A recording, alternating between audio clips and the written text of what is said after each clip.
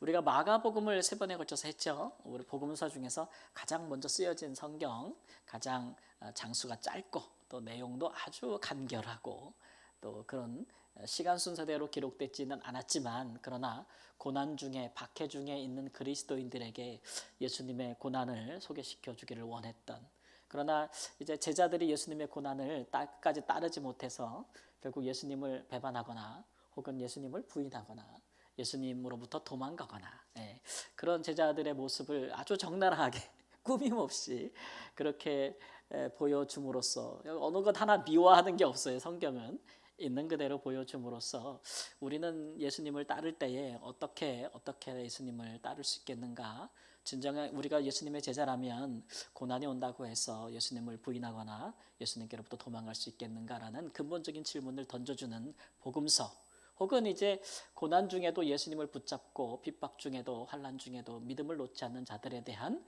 위로의 성격의 복음서를 우리가 마가복음이라고 정의했습니다. 그렇죠?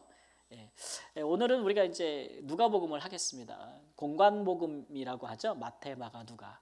마태복음은 우리가 새벽에 하고 있으니까 이제 누가복음을 하겠는데, 누가복음은 우리가 누가복음 1장에서도 보여지고 있지만은 이 여러모로 이제 그 마태, 마가복음과는 또 다른 모습을 보여주고 있어요. 일단 저자가 그렇죠. 저자가 일단은 유대인이라고 보지 않는 저자죠. 이방인으로 보는. 그래서 누가라는 바울의 선교팀의 일원으로 우리가 또 생각하지 않습니까?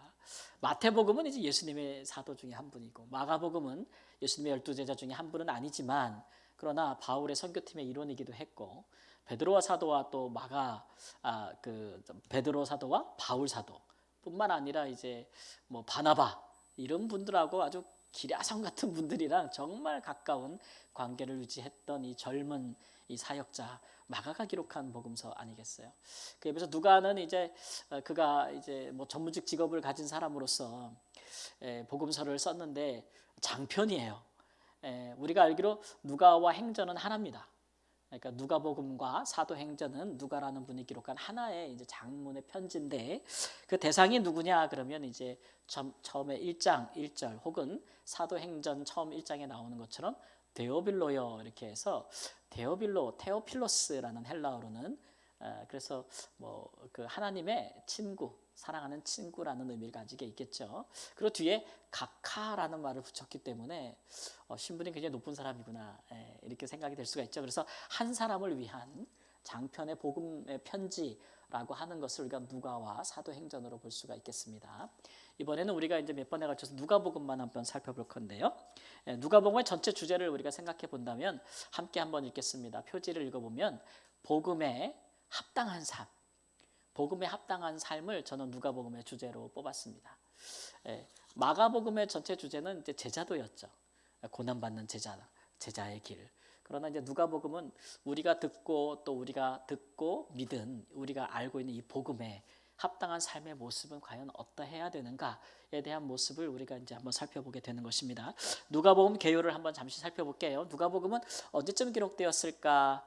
우리가 정확한 연도는 기록에 남아 있지 않은데, 그래도 이제 마가가 먼저 기록이 되었고 마가복음이 그 다음에 이제 누가복음이 기록이 되었을 것이다, 이렇게 생각을 하죠. 왜냐하면 누가복음의 많은 내용들이 마가복음과 상당히 일치합니다. 누가복음의 전체의 화면이 안 나오나요? 누가복음의 전체의 그 내용을 보면은 특별히 이제 마가복음과 내용이 절반 정도 일치를 해요. 뒤에 더 내려가 보면, 그래서 누가복음의 전체의 절수는 661절인데 그 중에 330개 정도가 마가복음과 유사하거나 일치해요. 그러니까 마가복음을 참조했다라는 것을 알 수가 있겠죠. 그럼 나머지 절반은 뭘까요? 마태와 일치하는 부분도 있고 아닌 부분도 있고 누가의 고유한 기록들도 있어요. 특별히 예수님께서 비유로 가르치신 말씀 중에는 탕자의 비유 같은 거, 그런 것들은 누가복음의 고유한 기록들이기 때문에. 근데 누가는 이 처음에 누가복음 1장에 보면 자기가 누가복음을 어떻게 기록했는지 저술했는지를 밝히고 있거든요. 그러니까 누가가 어느 날 이렇게 기도하다가 성령께서 확 오셔가지고 갑자기 지진 나고 막 이렇게 성령 충만하면서 그런 상태에서 펜을 들어가지고 처음부터 쫙 써내려간 게 아니라고 얘기하잖아요. 예, 예, 오늘 우리가 들은 복음에 대해서 기록하기 위해서 붓을 든 사람이 많았다 이렇게 얘기하죠. 나도 데오빌로 각하에게 우리 가운데 이루어진 일에 대하여 처음부터 자세하게 써 보내는 것이 유익할 줄 알고 내가 그렇게 했다. 그래서 여러 자료를 참고했다는 것을 알 수가 있어요. 그러니까 예수님께서 돌아가시고 부활하신 이후에 사도들을 통해서 혹은 예수님 주변에 있던 많은 제자들이 있었잖아요. 예수님이 하신 말씀을 가장 많이 기억하고 사건을 경험한 사람들은 물론 12제자겠지만 그 외에도 제자들의 무리가 있었어요. 그런 사람들이 예수님이 이런 말씀을 해서 저런 말씀을 해서 예수님이 이런 사건이 있어서 그때 예수님이 이런 일들을 했어 이런 이야기가 막 돌아다녔을 거 아니에요. 지금처럼 한 권으로 처음부터 딱 묶여서 나오지 않았을 거 아니에요. 신약성경이 파편적으로 예수님의 말씀과 예수님의 사건들이 사람들이 기억하는 대로 돌아다니고 그 증인된 사람들이 가서 복음을 전할 때 내가 몇 살 때 어디에서 예수님과 같이 있었는데 예수님께서 그런 일을 행하는 일을 봤다 이렇게 하고 설교를 했던 거죠. 복음을 전하고. 그런데 이제 그런 사도들이 자꾸 나이가 들어가서 예수님을 직접 보고 예수님을 따랐던 사람들이 이제 뭐 순교를 당하든지 노화로 돌아가시든지 그런 일이 발생하고 또 AD 70년에는 예루살렘이 멸망했잖아요. 물론 누가복음은 그 전에 기록됐는지 그 후에 기록됐는지를 우리가 학자들 따라 다른데 근데 사도행전에 예루살렘 멸망에 대한 어떤 분위기도 하나도 감지되지 않는 걸로 봐서는 그 이후에 바울이 1차, 2차, 3차 선교할 때 예루살렘의 멸망에 대한 어떤 분위기가 감지되지 않는 걸로 봐서는 그 직전에 쓰여진 것이 아닌가 이제 이런 추측이 더 힘을 얻고 있어요. 어쨌든지 간에 그러니까 사람들이 이거 기록으로 남겨야 된다. 이제 예수님의 사도들이 돌아가시기 전에 예수님을 직접 본 사람들이 목격자들이 증인들이 다 돌아가시기 전에 기록에 남겨야 된다 그래서 오늘 우리가 신약 성경에 갖고 있는 마태, 마가, 누가보다도 훨씬 더 많은 기록들, 단편들이 그 당시에 존재했을 것으로 우리가 생각을 해요. 그러니까 누가복음은 자기보다 먼저 쓰인 마가복음도 갖다 놓고 그렇죠? 마태복음이 먼저 쓰였다면 마태복음도 갖다 놓고 또 다른 목격자들이 그동안 얘기했던 예수님에 대한 자료들을 다 펼쳐놓고 누가는 시간 순서대로 배열을 합니다. 처음부터 자세히 이 일에 그러니까 자기가 아는 한 처음부터 예수님의 처음부터 시간 순서대로 쭉 배열을 하죠. 재배열을 하는 거죠. 그렇기 때문에 누가복음에는 연대기 순으로 기록됐기 때문에 다른 복음서에서 없는 상세한 기록들이 있어요. 예를 들면 뭐 예수님의 유아 시절이라든가 어린 시절 기록들 다른 복음서에 많이 나와요? 안 나와요. 누가복음에는 굉장히 많은 부분을 할애하고 있어요. 그래서 이제 그런 특징들이 나타나고 있는 것이겠죠. 한 사람을 위한 복음의 기록에 대한 열정을 보면 참 대단하다. 구령의 열정이 대단하다라는 것을 우리가 좀 느낄 수가 있지요. 어쨌든 누가는 이제 그런 식으로 성경을 기록했단 말이에요. 여러 가지 자료를 참조해서 학자들은 뭐 큐자로니 무슨 자료니 이름을 많이 얘기하는데 뭐 그건 우리가 복잡하니까 다 알 수가 없는 것이고 이제 이런 이제 자료들을 다 종합해서 성경을 기록했다 이렇게 이제 알 수 있습니다. 그러니까 성경은 하나님의 감동으로 된 것이기도 하지만 성경을 저술하는 그 저자들의 노력과 그들의 또 지성적인 수준 이런 것들이 다 반영되어 있는 거예요. 그러니까 누가복음을 보면 저자가 누가니까 누가에게만 나타나는 특징들. 누가는 직업이 뭐죠? 의사. 그러니까 대부분 의사들의 성격이 어때요? 꼬장하고 예민하죠. 어떤 사람들은 이러더라고. 정신병력 중에 의사들이 많다. 그래서 의사분들이 뭘 많이 해요? 술을 많이 마신대요. 너무 이 수술이나 이런 것들 예민하니까 그런 얘기도 하는 얘기도 들어본 적도 있어요.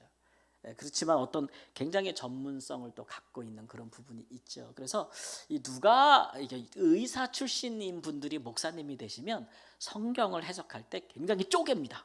엄청 잘 쪼개요. 뭐 한 구절도 막 주어, 동사, 목적어, 막 이렇게 배치, 문법적으로 막 쪼개가지고 하시는 분들, 흔히 말하는 아주 세세한 강요 설교를 하시는 분들이 그런 성향들을 갖고 있어요.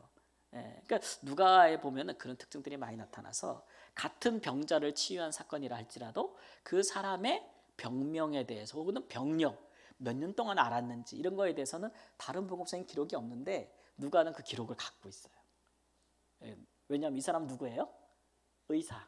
그러니까 자료를 취합하더라도 예를 들면은 어떤 여성이 이렇게 귀신이 들려가지고 몸이 꼬부라져서 18년 동안 꼬부라져 있었다.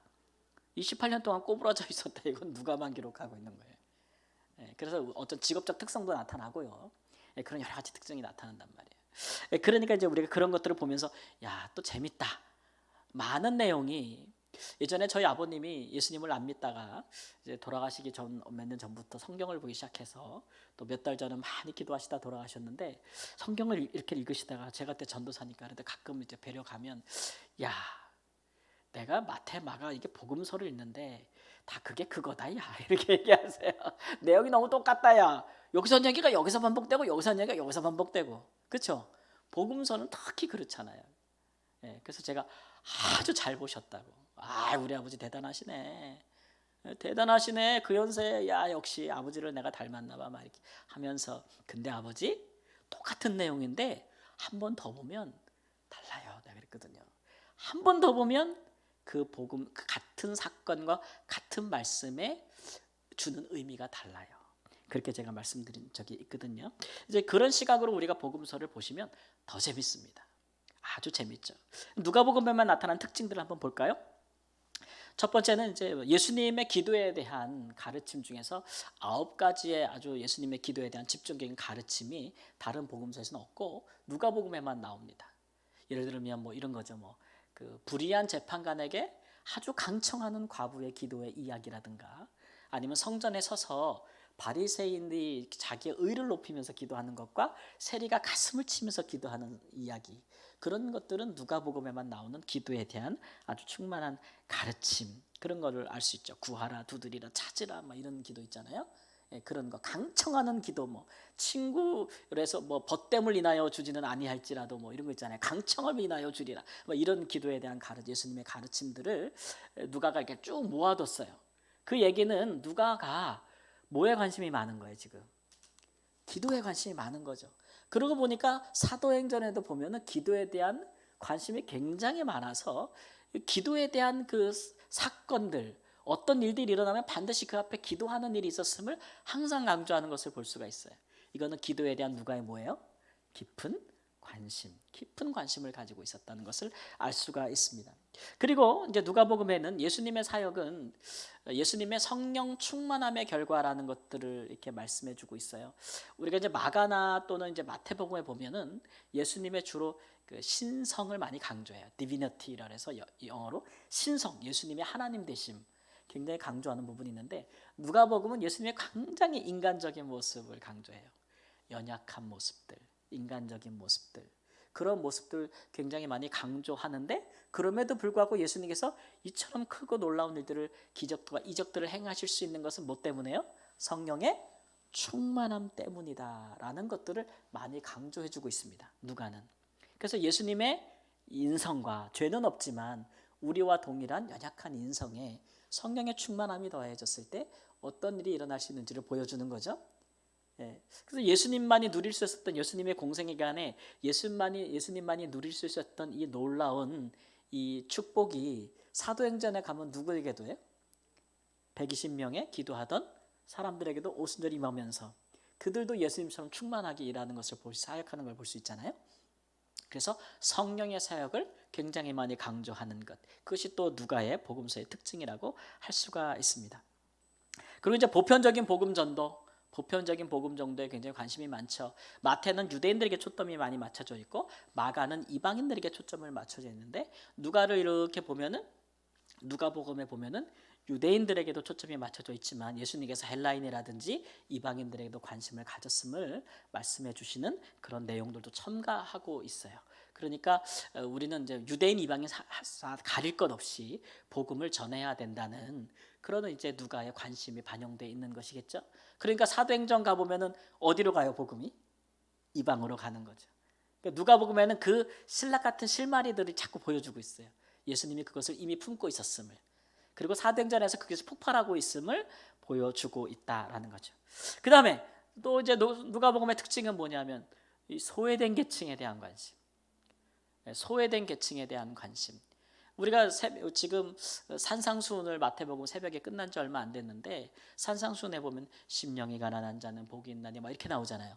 애통하는 자는 복이 있나니. 똑같은 이 산상수훈의 복음의 말씀이 누가복음으로 가면은 누가복음의 산상수훈은 심령이 가난하다고 나오지 않습니다. 그냥 가난한 자들은 복이 있나니 이렇게 나오죠. 그래서 소외된 계층에 대한 가난한 자들이 왜 복이 있을까요? 예수님께서 가난한 자들의 친구가 되어 주셨기 때문에 그들이 복을 받은 거죠. 예. 그래서 예수님은 그렇게 이제 소외된 계층에 대한 관심, 그 중에서도 특별히 이제 여성에 대한 관심.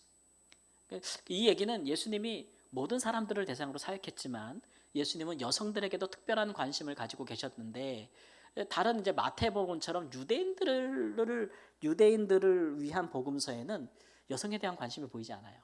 대부분 다성이 다 남자들을 향해 기록됐는데 누가는 예수님의 사역 중에 예수님을 따르는 제자들 중에 여성들이 있었음을, 갈릴리의 예수님의 사역에서부터 예수님을 위해 기도하고 물질적으로 후원하면서 항상 예수님이 가시는 곳마다 여성의 후원 그룹이 따라다니고 있어요. 그래서 심지어 사도행전에 가면 이 여성들을 예수님의 여성 제자들이라까지 얘기를 해요. 여성에 대한 관심 굉장히 많이 갖고 있어요. 그런 복음서, 이 얘기는 누가가 선교할 때 누구에 대한 관심을 갖고 있었다는 거예요? 여성에 대한 관심. 우리나라 조선에 1900년세기 19세기 말에 1800년대 말에 선교사들이 왔을 때에 어떤 선교사들은 남성들에게 확 복음을 전하는 조선시대 선비들이나 어떤 사람은 천민들이나 뭐 불가촉 천민들에게 복음을 전하는 선교사님들이 있었지만 또 선교사님들의 부인들은 또 어디에 관심이 많아요? 여성, 집 밖에 나오지도 못하고 글을 배워서도 안 되는 여성들을 교육하는데 관심이 많은 선교사님이 있잖아요. 누가는 그런 선교사였어요. 여성들의 관심이 많았죠.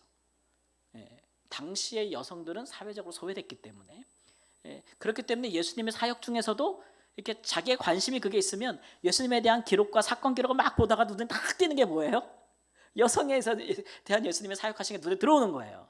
그러니까 그런 것들을 다 기록에 상세하게 포함시키고 있고 그의 전문성을 따라서 의학적인 관심도 역시 나타나고 있다. 이런 것들을 우리가 이제 다 볼 수가 있습니다. 그래서 그 아까 제가 말씀드린 18년 된 이렇게 꼬부라진 여인, 이 여인을 고칠 때에 예수님께서 놀라운 말을 해요. 18년 동안이나 귀신에게 고통받으며 병든 가운데 고통받았던 이 아브라함의 딸을 이렇게 말씀하시거든요. 쇼킹이에요. 아브라함의 자손을 여성을 가리킨다. 아브라함의 아들이란 말은 들어봤어도 아브라함의 딸이란 말은 들어보지 않았잖아요. 그렇죠? 예수님의 그 말씀 속에서 여성에 대한 관심, 이걸 누가가 놓치지 않는 거죠. 그래서 복음서를 세세하게 보면 야 재밌다. 이거 재밌네. 누가는 또 이러네. 이런 것들을 많이 발견할 수 있거든요. 그렇습니다. 오늘은 1장부터 6장까지 대략적인 누가복음의 전반부 내용을 한번 살펴보겠습니다. 1장에 가보면 세례 요한의 출생의 예고, 세례 요한이 출생할 것이다 라는 부분. 다른 복음서는 처음부터 와서 세례 요한이 요단강에서 회개 사례를 전파하는 것부터 시작이 되는데 누가복음은 천사가 이제 세례 요한의 출생을 와서 고지하고 미리 그다음에 그가 출생하는 과정까지도 이야기하고 또 예수님의 출생과 세례 요한의 출생이 얽혀 있죠. 그죠? 서로 사촌지간이니까 얽혀 있다는 것도 얘기잖아. 세례 요한의 수태고지, 그다음에 예수님의 수태고지, 그다음에 마리아 찬가. 마리아가 산골에 가서 세례 요한의 어머니 엘리세벳, 아이를 낳지 못하는 그런 여인이 아이를 가졌다는 소식을 듣고 갔을 때 자기도 천사가 왔었잖아요. 그래서 서로 확인하면서 그가 하나님을 찬미하는 노래가 마리아 찬가거든요. 그래서 대부분이 그 여성의 노래를 우리가 대표적인 노래를 볼 때 구약에서는 누구의 노래를 뽑냐면 한나의 노래, 사무엘의 어머니 한나의 노래를 뽑는데 이제 신약에 와서는 누구를 뽑아요? 마리아 찬가. 이 두 가지를 대표적인 여성의 노래이자 기도로 우리가 뽑고 있습니다. 그 다음에 이제 세례 요한이 출생하고 세례 요한이 어떤 일을 할 것인가에 대해서 이제 사가랴, 그 붙인 사가랴가 처음에 믿지 못해가지고 어떻게 됐어요? 입이 튀어나왔죠? 입이 튀어나온 게 아니고 말을 못하게 됐잖아요, 그죠? 말을 못하게 됐다가 이제 혀가 풀리면서 그가 예언하는 장면들이 나오죠. 이렇게 함으로써 이제 세례 요한의 출생이 예수님을 위한 출생의 준비 과정이었음을, 길을 예비하는 자였음을 상세하게 잘 설명하고 있습니다. 그래서 대표적인 이 1장에서 한 구절을 뽑아보라면 1장 17절 말씀을 뽑을 수 있겠어요. 세례 요한이 어떤 역할을 할 것인가?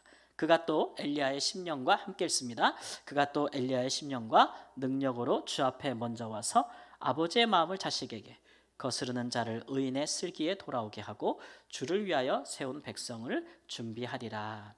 자, 세례 요한은 구약의 누구랑 비교되는 거예요, 지금? 엘리야 선지자.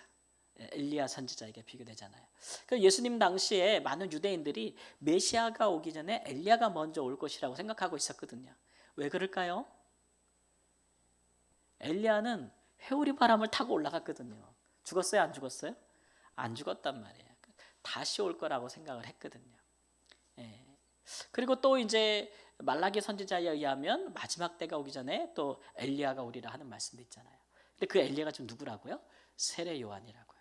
그래서 엘리야 선지자가 갈멜산에서 바알 선지자들과 아세라왕 싸우면서 하나님의 살아계심을 보여줘서 이스라엘 백성들의 마음을 하나님께로 바알로부터 하나님께로 돌아오게 하잖아요.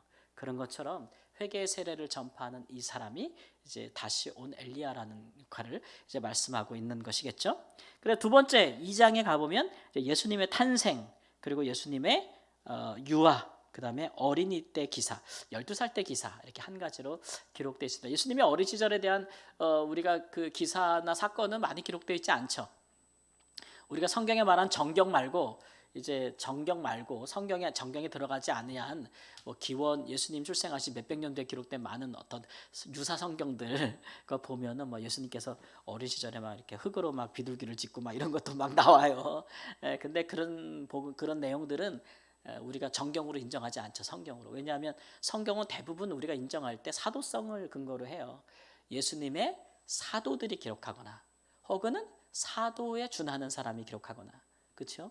그러니까 대부분 예수님의 12제자 사도 중이나 혹은 그 수에 들지는 않아도 바울 사도처럼 그렇죠? 바울 사도처럼 이방인을 위한 사도로 부르심을 받은 사람이나 아까 말했듯이 예수님의 사도는 아니나 그의 사도들과 밀접한 관련이 있었던 그래서 초대교회가 복음서로 인정했던 마가 같은 사람들 이런 사람들의 기록된 성경 우리가 인정하지만 뭐 예수님 돌아가신 지 200년 뒤에 와가지고 뭐 예수님의 막 신비로움 예수님께서 기적을 행하시는 일들을 기록했다고 이거 복음서라고 우리가 얘기하지 않죠. 외경들 그 외경이에요. 근데 로만 카톨릭 그런 거 다 인정하죠. 그런 외경들 재밌거든요. 거기 보면 별 얘기가 다 있어요.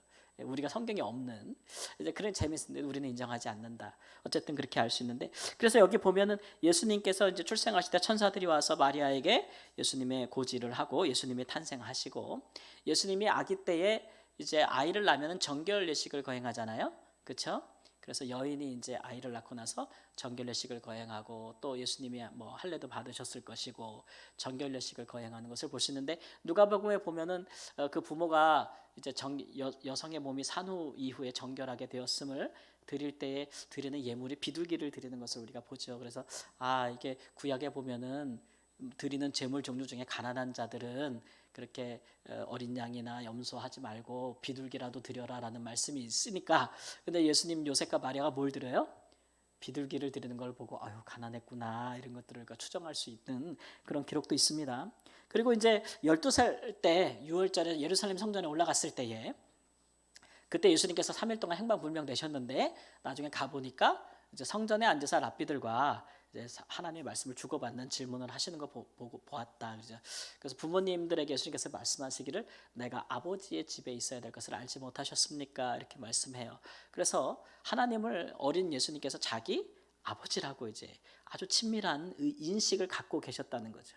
그래서 예수님이 자기가 하나님의 아들이라는 이 정체성에 대한 인식을 우리가 12살 때 이미 예수님께 확고히 안에 있었다는 것을 우리가 이제 알게 되는 거예요. 그 외에 다른 것들을 설명해 주진 않지만 그래서 예수님은 이렇게 어떤 이제 성경학자들은 이렇게 얘기하죠. 예수님은 그냥 우리와 똑같은 사람이었다. 근데 어느 날 자꾸 이제 나이가 들어가고 청년이 돼가고 이러면서 자기가 하나님의 아들이라는 착각을 하게 됐다. 이렇게 얘기를 하거든요. 그의 환경이나 그런 과정 속에서 이것들이 흔히 말하는 우리가 이제 진보주의자들이 보는 그런 성경에 대한 이해 같은 것들인데 근데 이제 성경의 기록은 12살에 이미 예수님은 다른 사람들에게 없는 자아 정체성 나는 하나님의 아들이라고 하는 확고한 정체성을 가지고 있었다라는 것들이 이제 성경의 기록이라는 것을 우리가 알게 됩니다. 그래서 이 2장에서 우리가 대표적인 구절을 뽑는다면 2장 40절, 2장 52절 말씀 함께 읽습니다. 아기가 자라며 강하여지고 지혜가 충만하며 하나님의 은혜가 그의 위에 있더라. 이때는 아기 때 이런 일이 있었다. 지혜롭고 충만하고 하나님의 은혜가 그에 있었다. 그 다음에 이제 예수님께서 어린이 때는 어때요? 예수님의 지혜와 키가 자라가며 하나님과 사람에게 더욱 사랑스러워 가시더라. 아주 그 예수님 하나님과 아주 친밀한 관계 속에서 이 말씀 보면 좀 부러워요. 저는 이게 없어요. 예수님은 지혜와 키가 자라가면데 저는 이게 없어요. 키가 자라가며 저한테는 없어요. 어쨌든 뭐 이 말씀이 그래서 예수님께서 어릴 때에 이렇게 하나님의 특별한 은혜와 성령님의 충만함 속에서 그분이 성장하셨구나라는 것들을 누가가 밝히고 있다라는 것을 알 수가 있습니다. 3장에 가보면 세례 요한의 사역과 예수님의 족보에 대해서 나옵니다. 회개 세례를 전파한 요한, 그리고 그에게 가서 세례를 받으신 예수님, 그리고 나서 예수님의 족보가 쫙 나오는데 이 마태복음에 나오는 족보랑은 많이 다르잖아요. 그렇죠? 마태복음에 나오는 족보는 누구로부터 시작해요? 아브라함으로부터 시작해서 누구에게까지 가요? 다윗을 거쳐서 예수님에게까지 가는데 누가복음 반대 방향으로. 그래서 예수님으로부터 시작해서 쭉 올라가서 누구까지 가요? 아담에게까지 가요. 아담에. 근데 나오는 이름들이 마태복음의 족보와는 상당히 상이해요. 그래서 이제 학자들이 이렇게 연구를 하면서 마태복음은 부계 중심의 족보로 이야기하고 누가복음은 모계 중심의 마리아 중심의 족보로 이렇게 이야기를 한다라고 이제 이야기를 하죠. 그러니까 우리가 아까 누가복음은 보편적 복음주의를 얘기했다. 모든 사람에게 복음을 전해야 된다는 것에 포인트를 갖고 있다고 말했던 게 예수님으로부터 그 조상이 누구에게까지 가요? 아담에게까지 가잖아요. 아담은 모든 사람의 조상이잖아요. 그죠? 그래서 이 누가는 그렇게 선교사님께 아무 선교사다 보니까 이미 혈통주의를 넘어섰다는 것을 알 수 있죠. 선민주의를 넘어서고 있다는 것도 이 족보에서 알아보고 또 누구 중심의 족보라고요? 모계, 여성 중심의 확실히 다르다라는 것을 알 수가 있겠죠. 특징이 다르다. 예수님의 정체성, 예수님은 누구였는가? 3장 22절에 보면 잘하는 말씀입니다. 함께 읽습니다. 성령이 비둘기 같은 형체로 그 위에 강림하시더니 하늘로부터 소리가 나기를 너는 내 사랑하는 아들이라 내가 너를 기뻐하노라. 자, 이거 예수님의 너는 내 아들이다, 사랑하는 아들이라고 누가 말하고 있는 거예요? 하나님이 말씀하고 있는 거잖아요. 근데 이 말씀을 할 때는 예수님께서 30세. 그러나 이미 12살 때 예수님은 자기가 누구라고요? 하나님의 아들이라는 것을 갖고 있었다는 거죠. 그렇죠? 이 연관되어지는 것이라 할 수가 있겠습니다. 그 다음에 4장에 보면 예수님의 갈릴리 사역과 반응. 예수님께서 이제 공생애를 시작을 하시는데 어디서부터 사역을 시작하시냐? 그분은 어디서 자랐어요? 갈릴리 나사렛이라는 동네에서 자랐잖아요. 그래서 이 갈릴리 호수를 끼고 있는 여러 마을, 그 주변 마을, 이스라엘로 말하면 북쪽, 거기서부터 그는 사역을 시작하시는데 사역을 시작하기 전에 어디로 이끌려 가시죠? 광야에서 시험 받으시고 갈릴리에서 사역을 하시는데 광야에서 시험 받으시는데 성경이 충만해지잖아요. 그래서 사역을 하시는데 사람들이 다 환영하느냐? 그러면 그렇지 않았다. 어떤 마을은 환영하고 어떤 마을은 배척했다 이렇게 말씀하시는데 가장 이상한 점은 뭐냐면 환영할 것이라고 생각한 마을이 배척을 하고 그랬다는 것이죠. 특히 이제 어떤 마을이요? 예수님의 고향 나사렛. 나사렛 사람들이 들어보니까 예수님이 갈릴리 주변의 다른 마을에서 뭐 이적과 기사와 막 한다는 소문이 막 퍼지고 있는 거예요. 그러니까 나사렛 사람도 들었겠죠. 그러니까 예수님께서 나사렛에 가셔가지고 이제 딱 이사야 말씀을 회당에서 선포하시면서 은혜의 해, 희년의 해가 왔다. 이제 영적인 희년이 이루어지고 있다.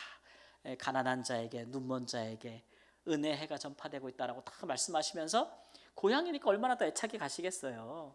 그래서 더 많은 사역을 하려고 하는데 고향 사람들이 더 안 믿는 거예요. 아유, 내가 너를 알고 니네 남동생을 알고 네 누나를 알고 네 집안 꼬라지를 알고 어디서 밖에 나가서 어디 굴러먹다 와가지고 설마 우리가 들은 소문이 사실이겠느냐? 사실이 아닐 것이다. 이 얘기는 예수님께서 공생애를 시작하시기 전에 30년 동안 나사렛에서 그의 사역을 드러내셨다, 안 드러내셨다? 안 드러내셨다는 것을 볼 수가 있어요. 그래서 오히려 예수님을 잘 아는 사람들은 그 가문을 알고 그 가족을 아는 사람들 예수님을 배척했다. 그래서 예수님께서 선지자가 고향에서는 환영받는 일이 없다라고 말씀하신 것도 이제 이것이죠. 그럼에도 불구하고 예수님께서 포기하신 것이 아니라 다른 마을로 계속 다니시면서 이제 세 가지 사역을 주로 하시는데 귀신을 쫓아내는 사역과 병든 자를 고치시는 사역과 복음을 전하는 사역, 가르치는 사역, 이 세 가지 사역을 같이 병행하시면서 갈릴리 사역을 하셨다는 것이 이제 4장에 나오고 있습니다. 그래서 4장에서 우리가 제가 핵심 구절로 뽑은 것은 예수님의 갈릴리 사역에 대한 반응. 예수께서 이르시되 선지자가 고향에서는 환영을 받는 게 없느니라. 이런 나사렛도 있었지만 대부분의 마을에서는 예수께서 나와서 한적한 곳에 가시니 무리가 찾다가 만나서 자기들에게서 떠나시지 못하게 만류했다.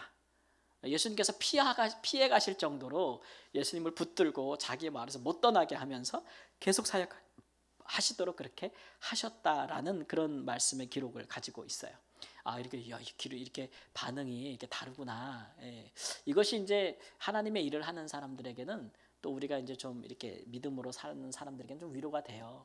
어떤 부분에 위로가 되냐면은 이런 부분이죠. 예수님도 하나님의 알들도 이 땅에 사역할 때에 그를 환영하는 사람도 있고 그를 배척하는 사람도 있고 누가복음에 보면은 나사렛 사람들이 그냥 배척하는 정도가 아니에요. 예수님을 벼랑에서 밀어 떨어서 죽이려 했어요. 그 정도로 예수님을 배척했거든요.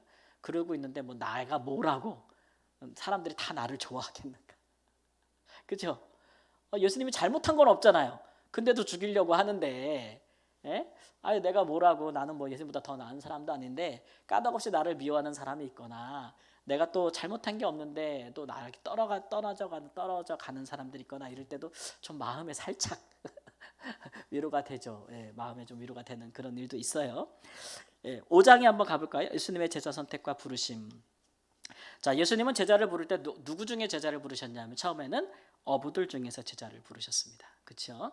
그리고 나병과 중풍병자 들린 사람들을 고치셨고 그 다음에는 또 세리마태, 세리, 사람들에게 죄인이라고 죄인의 대명사라고 일컬어지는 세리 중에서 또 제자로 부르십니다. 그러니까 이제 외부에서 볼 때 이렇게 외부에 있는 사람들이 볼 때에 예수님의 제자들의 면면들을 보면은 참 웃긴 거예요. 웃긴 거예요, 제자들. 그러니까 쉽게 말하면 이제 오합지졸들이 이스라엘 사회, 유대인들 사회에서 볼 때는 어떤 배움이 많은 사람도 아니고 학문이 있는 사람들도 아닌 그저 자기의 삶의 현장에서 생계를 위해서 살아가고 있는 그런 사람들 중에 제자들, 뭐 이렇게 배에서 그물 씻는 사람들, 그런 사람들을 제자로 부르거나 혹은 사람들한테 지탄받는 사람 중에 죄인이라고 지탄받는 사람 중에서도 제자를 부르거나 이런 일들을 보니까 사람들이 제자들을 우습게 보게 되는 거죠. 그래서 제자들을 이제 공격하기 시작합니다. 그 세례 요한의 제자들은 이런 것도 하는데 예수의 제자들은 이런 것도 안 하네? 이런 식으로 비난하게 되는데 그 중에 하나가 뭐죠? 금식 같은 거. 그러니까 예수님의 제자들은 금식도 안 하는 사람들이에요. 본래 유대인 남자들은 금식을 해요. 구약의 율법에는 보통 1년에 한 번 대금식일을 선포하고 대제사장이 속죄하는 날이 있잖아요. 대속죄일. 그때 금식했는데 신약에 와서는 바리새인들이 그거 갖고 되겠냐 이렇게 했죠. 그거 갖고 되겠어? 우리가 다 하나님 앞에 거룩하게 살아야 되니까 제사장들이 했던 거 우리도 해야 돼. 막 그러면서 얼마나 열심히 있었는지 1년에 한 번 금식하는 게 아니라 일주일에 이틀 금식해요. 바리새인들이. 화요일, 목요일 이렇게 이틀 금식한단 말이에요. 그러니까 그 금식한다는 게 얼마나 자랑이었겠어요. 바리새인들이. 그게 대제사장들보다 훨씬 더 금식을 많이 하는데. 물론 세례 요한도 그 제자들에게 금식을 자주 할 것을 가르쳤어요. 왜냐하면 세례 요한은 어디서 자란 사람이에요? 빈들에서 자란 사람. 빈들에서 그럼 광야에 어디에 살았을까요? 당시 이제 이스라엘 가보면은 이렇게 굴에서 굴을 파고 그 안에서 구약 성경을 그 예언서들을 막 연구하면서 기도만 하는 그런 종류의 사람들이 있었어요. 그 세례 요한이 그런 사람들의 일부였을 것으로 우리가 생각을 하죠. 그러니까 세례 요한은 그렇게 세상을 떠나서 광야에서 빈들에서 이렇게 자란 자란 분이기 때문에 이분은 뭘 중요할까요? 금욕주의 세례 요한은. 그러다 보니까 화려한 옷 입어요, 안 입어요? 안 입죠. 좋은 음식 안 먹죠. 그러니까 보니까 뭐 약대 털옷에 그냥 광야에서 나는 것을 먹고 사는 그런 모습이었잖아요. 그런 모습, 그런 제자들도 금식을 하는데 예수님의 제자들은 그런 금식도 안 해. 심지어는 죄인의 대명사 세리까지 있어. 그러니까 공격받기 딱 좋죠. 근데 우리는 왜 예수님이 그런 사람들을 제자로 부르셨을까? 궁금증을 갖게 되는 것이죠. 아, 이런 사람들을 제자로 불러서 예수님한테 무슨 도움이 될까? 도움이 되겠어요, 안 되겠어요? 안 되죠. 좀 수준 있는 사람들이 제자로 들어와야 예수님 위상도 좀 올라가는 거 아닙니까? 예수님께서 처음부터 사람들에게 메시아인가라는 반응을 얻어낸 건 아니잖아요. 처음에는 예수님을 다 사람들이 랍비라고 불렀어요. 라보니, 랍비. 당시에는 이렇게 돌아다니면서 제자들의 무리를 데리고 다니면서 구약의 율법을 가르치는 선생들이 있었거든요. 예수님도 그런 분 중에 하나로 인식이 됐어요.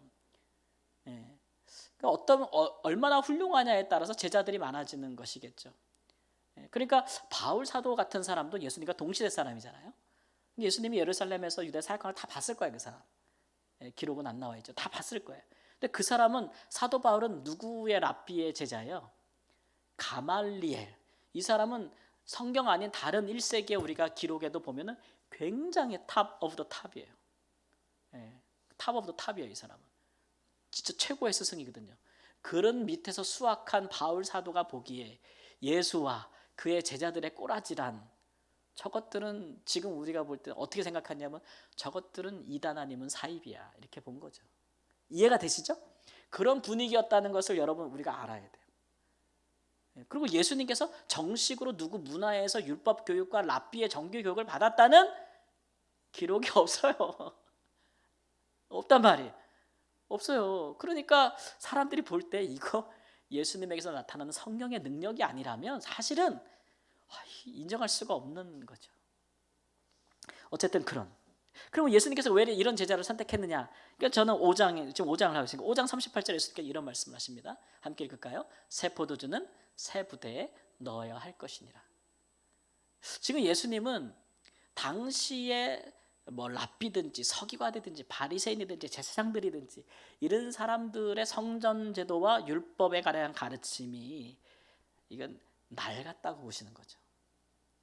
왜냐하면 이것은 지금 이스라엘 백성들을 살리고 있지 않거든요. 살리고 있다면 이스라엘 백성들이 저렇게 절망할 수가 없죠. 메시아를 기다릴 수가 없고 타락했고 부패했고. 그러니까 예수님은 지금 새롭게 시작하셔야 돼요. 새롭게. 그리고 예수님에게는 이미 성령이 계시고 새로운 말씀이 있어요. 그죠? 그러니까 예수님께서는 새로운 사람을 부르시는 거예요. 새로운 사람들을 부르셔서 새로 시작하려고 하시는 거죠. 새롭게 시작하려고 하시는 거예요. 그러니까 과거에 답습되어 있고 과거에 묻혀 있는 사람들보다는 좀 부족해도, 좀 나약해도, 좀 멸시받아도, 좀 죄인이라 할지라도. 근데 지금 현재 이루어지고 있는 사람들은 세리처럼 죄인은 아니라고 하는데, 근데 이 사람들에게는 더 큰 문제가 있는데 자기의가 너무 견고해가지고 하나님의 의를 받아들이지 않는 거예요. 자기 의를 가지고 있으니까. 근데 세리는 죄인으로 지탄받지만 그들이 예수님을 만나고 예수님의 말씀을 들었을 때 자기가 죄인임을 고백하면서 회개하면서 예수님의 말씀에 귀를 기울이잖아요. 이런 사람들이 새 사람이 되는 거죠. 이게 여러분 넌센스입니다. 넌센스인데 이런 일들 때문에 예수님께서는 이런 사람들을 제자로 부르시는 거예요. 우리가 이거를 이 분위기를 잘 이해해야 돼요. 오늘날도 마찬가지죠. 정말 예수님을 따라가기 제일 어려운 사람이 뭐냐면 자기 의를 가진 사람이에요. 그것이 무엇이든지 간에 자기가 옳다는 생각, 자기 의를 스스로 가진 사람들은 그것이 자기의 소유에 기반했든지 자기의 명예에 기반했든지 그 무엇에 기반했든지 그런 사람은 예수님의 말씀에 귀를 기울이지 않습니다. 그리고 이제 주일날 하나님의 말씀이 이렇게 전파되어져도 내가 듣고 따라야 될 것으로 여기지 않죠. 그런 일들이 여전히 지금 우리 가운데 벌어지고 있는 부분들이겠죠. 어쨌든 예수님께서 이런 제자들을 부르시고 있다는 것은 그가 뭔가 새롭게 시작하려고 하시는, 하나님이 하시는 일들을 새롭게 보여주려고 하시는 그런 것들을 품고 있다고 볼 수가 있어요. 6장에 가보면 마지막으로 예수님의 사도들의 선택과 가르침인데, 그래서 예수님께서 제자들 중에서 예수님께서 사도들을 12를 택했는데 그 사도들의 몇몇 또한 사람들에게 이렇게 칭송을 받기에는 턱없이 부족한 사람들이다라는 걸 알 수가 있는데, 그래서 예수님께서 제자들과 함께 행하시면서 이제 안식일 논쟁이 자꾸 벌어지죠. 안식일 논쟁이. 제가 볼 때 예수님의 제자들 중에 똑똑한 사람이 없었던 것 같아요. 똑똑한 사람들은 스승을 편하게 해줘야 되잖아요. 예수님이 안식일에 막 열심히 사역을 해. 근데 예수님을 반대하는 사람들이 많아. 그리고 어떻게든지 꼬투리를 막 잡으려고 그래요. 그럼 제자들이 그런 빌미를 주면 돼야 안 돼요? 안 되잖아요. 제가 제자라면 예수님이 공격당하지 않도록 할 텐데, 이 제자들은 그런 지혜가 없고 클레버한 사람이 없어. 스마트하지가 않아요. 그래가지고 그냥 막 가다가, 원래 유대인들은 안식일날 추수행위를 금지했잖아요. 이걸 모르는 사람들이 아니에요. 이거 어기면 안식일법 어긴다고 전통을, 예수님은 그냥 안식일을 기억하여 하나님은 거룩히 지키라고 말했을 뿐인데, 이스라엘의 장로들과 종교 지도자들은 열심히 있어가지고 안식을 지키는 게 뭐냐 해서 자기네끼리 수십 가지를 만들어 놓은 거예요. 그 중에 하나가 안식일에 추수하지 말라 이거거든요. 그러니까 안식일에 이렇게 이삭 뼈가지고 이렇게 손으로 비벼서 배고파서 먹으면 추수행위 그런 식으로 해서 막 공격이 들어오는 거예요, 예수님한테. 물론 예수님께서 제자들을 변호해 주시, 야 다윗도 배고플 때 제사장들밖에 못 먹는 진설병 먹었는데 이거 갖고 진짜 니네 이렇게 지랄할 거야? 막 이러면서 방어를 해 주시지만, 이제 그냥 탁까놓고 보면 제자들이 참 예수님한테 도움이 안 된다. 저는 이제 그런 생각이 드는 거죠. 제자들의 부족한 사람도 예수님께 제자들을 받으셨다. 이건 예수님의 선택이죠. 그 다음에 12제자를 또 사도라고 특별히 구분하여 세우신 것도 6장에서 일어나는 일들이고, 그러면서 제자들을 사도로 세우신 데에게 그들에게 이제 가르침을 특별히 주십니다. 그때 이제 우리가 마태복음 5장에서 나오는 산상수훈이 누가복음에도 되게 간략하게 축소돼서 나타나는데, 그 대표적인 그래요. 가난한 사람들 복이 있다. 예수님은 자기 제자들이 가난한 사람들을 멸시하기를 원하지 않았어요. 예수님처럼 가난한 자들을 우대하고 사랑해 주기를 바랐어요, 예수님의 제자들이. 예수님은 그래서 제자들에게 그런 가르침을 준 거예요. 심지어는 원수를 사랑하라는 말씀도 여기서 주시는데, 예수님을 막 미워하고 막 공격하고 이런 죽이려고 하는 사람들도 예수님께서 사랑하셨듯이 그들을 왜 기도하셨대? 너희도 그리하라라는, 예수님의 제자들은 이렇게 살아야 된다 이렇게 가르쳐 주시고, 6장의 대표적인 말씀이 너희들은 주여 주여 하면서도 내 말을 지키지 않는 그런 건 하지 말라.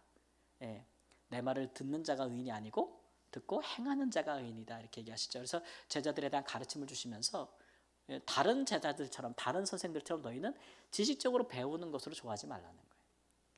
신앙이라는 것은, 제자라는 것은 배우는 것, 정보를, 지식을 쌓는 것이 아니고 행하는 것이라고, 깨닫고 행하는 것이라고 가르쳐 주시는 것이죠.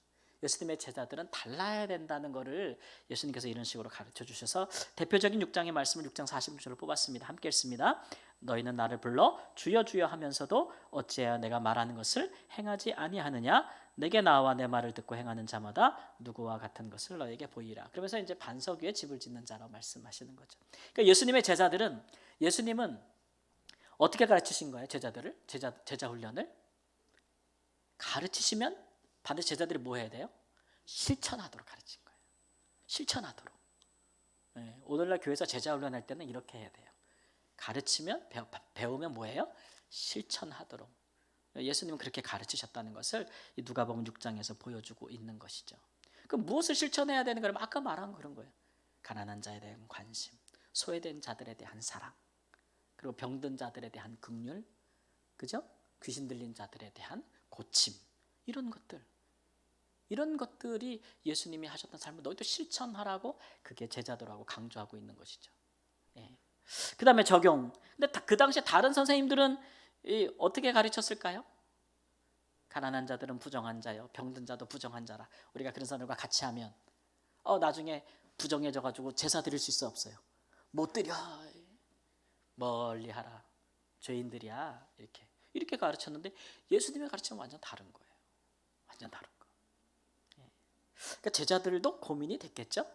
당시에 많은 선생님들과 그들을 따르는 제자들과는 완전히 다른 가르침. 그래서 우리가 새로운 가르침이다 이렇게 얘기하잖아요. 그것대로 살아야 되니 예수님의 제자들 고민도 날로 갈수록 더하여졌을 것이다 라는 생각을 아니할 수가 없습니다. 자, 이제 적용을 한번 해볼까요? 예수님께서 전파하신 복음, 누가복음 우리가 첫 부분에 전반부에 볼 때 6장까지 볼 때 예수님께서 전파하신 복음의 성격을 우리가 하나로 뽑아보자면 이렇게 할 수 있습니다. 읽어볼까요? 은혜의 복음. 예수님은 복음을 전하셨는데 어떤 복음? 은혜의 복음. 은혜의 복음. 은혜라는 것은 주는 거잖아요. 그죠? 값없이. 그러니까 예수님은 아까 소외된 사람들에 대한 관심 이런 것도 은혜, 사랑을 베푸는 거잖아요. 예수님이 전하는 복음의 성격은 그 율법과 비판과 정죄에 대한 복음이 아니었고 은혜의 복음, 사람의 죄를 용서하고 그 사람으로 죄로부터 구원해 내며 그 사람의 병듦과 고통과 귀신 들림과 고통에서 건져내고 가난에서 건져내고 이런 것들, 은혜의 복음, 은혜의 복음, 은혜의 복음을 전파하셨어요. 예수님께서 나사렛에서 하신 말씀 뭐예요? 내가 뭐를 전파한다고요? 은혜의 해를 전파합니다. 이게 구약에서 말하면 희년이거든요. 희년. 다 모든 것이 회복되고 모든 것이 원상태로 돌아가는 것. 그 희년의 말씀을 인용해서 자기 사역이 그러할 것이라고 했기 때문에 이 희년은 은혜의 해거든요. 50년에 한 번 오는 거예요. 왜 50년일까요? 안식년을 7번, 안식년이 사람에게 회복되는 거잖아요. 7번이 완전이에요. 그래서 50년 희년이거든요. 큰 축제의 날이죠. 예수님의 사역에 그와 같다고 말씀하셨거든요. 예수님은 은혜의 복음을 전하셨어요. 은혜의 복음. 예. 그래서 우리가 아까 누가복음의 주제를 처음에 뭘로 잡았죠? 복음에 합당한 삶. 근데 예수님이 전한 복음이 무슨 복음이라고요? 은혜의 복음. 그러면 한 가지 이제 연결해 보면 어떻게 돼요? 예수님은 은혜의 복음에 합당한 삶을 사셨다는 거죠. 하나님께 은혜를 받고 성령을 충만히 받고 사람들에게 사랑과 은혜를 베푸는 것이 복음이에요. 그 복음을, 그 내용이 복음인데 그것에 합당한 삶을 사셨다는 거죠. 예수님은 충돌하지 않았다는 거예요. 그런 복음을 전하시면서 삶은 다르게 살지 않았다는 거예요. 가난한 자들에게 관심을 갖고 그들을 사랑해주고 그들을 우대하라, 그들을 사랑하라고 가르쳤는데 제자들에게, 예수님은 맨날 부자들하고 맨날 같이 파티를 즐겨 모여가지고 맨날 먹고 마시고, 예수님을 따르는 사람들에게서 돈 있는 사람들 모아가지고 맨날 파티 열고 막 재밌게 사셔. 그러면 예수님이 전하는 복음과 은혜의 복음과 그가 사는 삶이 일치해야 안 해요? 전혀 안 하는 거잖아요. 그렇죠? 그리고 이거는 복음에 합당한 삶이 아닌 거예요. 그런데 예수님은 아니었어요. 가난한 자들과 소외된 자들에게 관심을 가지라고 하면서 예수님이 자기 제자들을 선택하시는데 아주 유력한 유망한 엘리트들 중에서 엘리트들 중에서만 제자를 뽑아. 어떤 교회는 그 교회는 큰 교회야. 그러면 목사님들이 전부 서울대 출신이야. 거긴 또 목사님이 서울대야. 그러니까 다 서울대 출신들만 뽑아. 야, 얼마나 좋겠어요, 그죠? 그게 성도님들 한번 자부심 뿜뿜 말할 거예요. 우리 목사님 대단하셔, 목사님들 막 이럴 수 있는데 예수님은 안 그러셨어요. 예수님은 자기가 은혜의 복음을 전파하잖아요. 그러니까 그 은혜를 받고 깨닫고 하나님께 나오는 사람 중에서 그가 누구든 제자로 택하셨다는 거예요. 그러니까 제자들을 볼 때 예수님처럼 흠모할 만한 것이 있다 없다? 없다 이거예요. 없다 이거예요. 이게 뭘 얘기죠? 예수님은 아까 세 부대 얘기했는데 자기가 전하는 복음에 합당한 삶을 사신 거예요. 심지어 제자들을 선택할 때조차도 은혜롭게 하신 거죠. 은혜롭게. 예수님의 사역도 그랬어요. 예수님의 사역도 가난한 자들과 함께하고 병든 자들을 찾아다녔고 귀신 들린 자들을 만나셨고 여성을 만나셨고 세리를 만나셨고, 그렇게 버림받았던 사람들, 하나님과 사회에 버림받은 사람들을 찾아가서 그들을 하나님의 백성들로 다시 창조하시는 일을 하셨다. 그가 전한 복음과 일치하는 삶을 사셨다라는 것이죠. 그리고 그것이 사람들에게 오랫동안 제자들로 말미암아 그의 사후에도 예수님의 죽으심과 부활 이후에도 전파될 수 있도록 가르침까지 주셨다는 거예요. 그죠? 우리 이제 한국 선교사님들이 잘 못하는 것 중에 하나가 기록으로 남긴 걸 참 잘 못해요. 일은 엄청나게 많이 해요. 외국 선교사님들과 한국 선교사님을 비교해 보면 잽이 안 돼요. 한국 선교사님들은 농부요, 목사요, 건축가요, 사역 별걸 다 해. 사업가요, 뭐 하여튼 1인이 10역을 한다고 해도 과언이 아니에요. 근데 외국 분들은 딱 한 가지 일만 해요. 오셔서 그리고 자기 삶을 거기서 평범하게 살아요. 여행도 가고 제가 아는 어떤 목사님은 미국 목사님은 하여튼간 방학만 되면 차에다가 딱 그 보트를 달고 호수로 가서 요트를 즐겨 쫙 나가면서 근데 마음에 하나도 부담이 없어요. 하나님 앞에 그분은 스스로 생각할 때 나는 내게 주어진 선교사 일을 잘했어. 나는 학교에서 일하는데 학교의 재정 담당이에요. 선교사님이 학교 재정만 보면 난 내 일을 다 한 거야. 그분은 그러니까 남은 시간은 뭐 해야 돼? 즐겨도 되는 거야 하나님 앞에서. 그러니까 딱 차 뒤에 끌고 딱 가서 요트를 딱 즐기도 하나님 감사합니다 막 이러는데 우리는 그런 죄책감을 너무 느끼지. 우리는 죄책감을 하나님 내가 성교에 와가지고 호숫가 가서 내가 놀고 자빠졌네요. 하나님 죄송합니다. 우리 한국 선교사들은 그런단 말이에요. 이해되시죠? 그런 정서가 다르더라고요. 완전 달라요. 네. 그런데 외국 선교사님들이 잘하는 게 하나 있어요.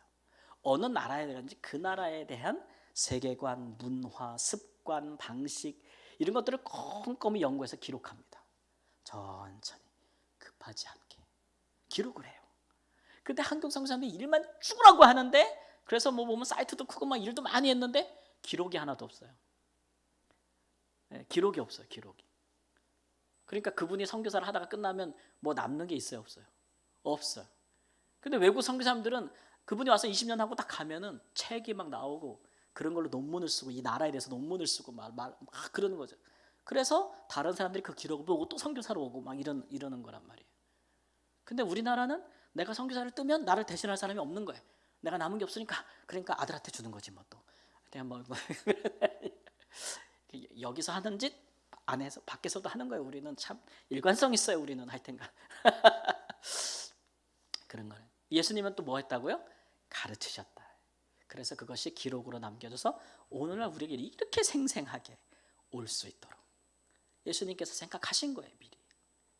그래서 예수님은 자기가 전파하는 복음이 수천 년을 지나도 그의 삶과 사역과 말씀이 가르침이 여전히 우리에게 도달할 수 있도록 자기가 전한 복음에 그가 충실하셨고 그가 아마 위선적인 삶을 사셨다면 예수님은 이렇게 우리에게 오랫동안 그분이 하신 말씀과 사역의 삶이 전달해지지 않았을 거예요.